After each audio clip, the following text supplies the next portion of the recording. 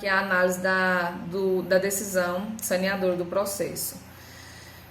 Posteriormente, o juiz manda que as partes elas apontem de maneira clara, objetiva e sucinta as questões de fato que consideram incontroversas e controvertidas, indicando, em qualquer caso, as respectivas folhas e documentos nos autos que servem de suporte para cada alegação.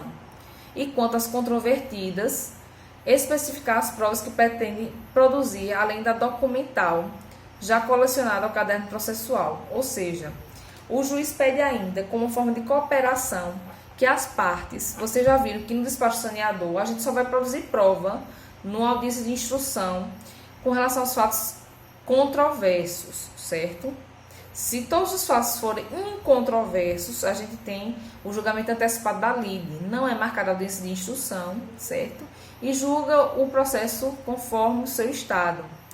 Então, o juiz, nessa decisão, ele pede primeiro para que, se ainda pretender produzir provas, que sejam indicados primeiro os pontos de fato que são incontroversos, e se existirem fatos incontroversos, demonstrar em que documentos do processo encontra-se a prova daquele fato que o torna incontroverso, certo?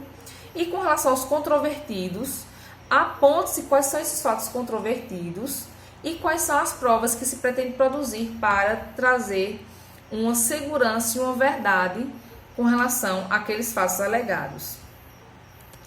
No final, o juiz fala que esclarece ainda que a atividade de saneamento será realizada em gabinete, ocasião em que, não havendo causas de extinção do processo, ou sendo as preliminares rejeitadas, serão analisados também os eventuais pedidos de produção de provas.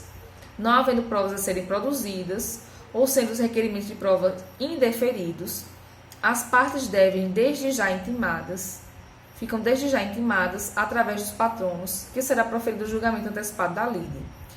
Então, vocês verificam que essa é uma decisão riquíssima, né? Foi a primeira vez que eu me deparei com uma decisão dessa natureza, com tamanha riqueza de detalhes, né? De preocupação em realmente conduzir e organizar o processo de uma maneira efetiva para a produção das provas. E que nós vemos que traz muitos dos conceitos que nós trabalhamos nas nossas aulas até agora. Questão de distribuição de ônus de prova, o que é um ônus de prova, uma distribuição estática e op legis, o que é uma distribuição dinâmica e op iudices, como é feita a inversão, qual é o momento dessa inversão, por que tem que ser dado a oportunidade do contraditório para a outra parte,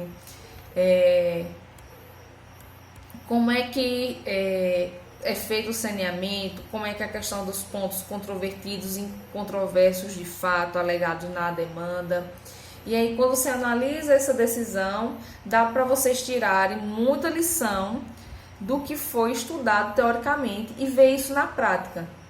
Espero efetivamente que essa revisão que fizemos, a revisão geral, através dos vídeos anteriores e da análise dessa decisão, sirva para vocês realmente fixarem, né, o conhecimento que foi repassado até agora.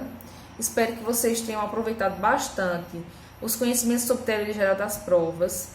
E se vocês continuarem com alguma dúvida, me mandem e-mails para a gente tirar as dúvidas sobre o que foi estudado até esse momento, certo?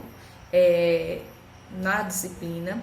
E na próxima semana nós vamos começar a estudar a produção antecipada de provas e as provas em espécie, tá certo?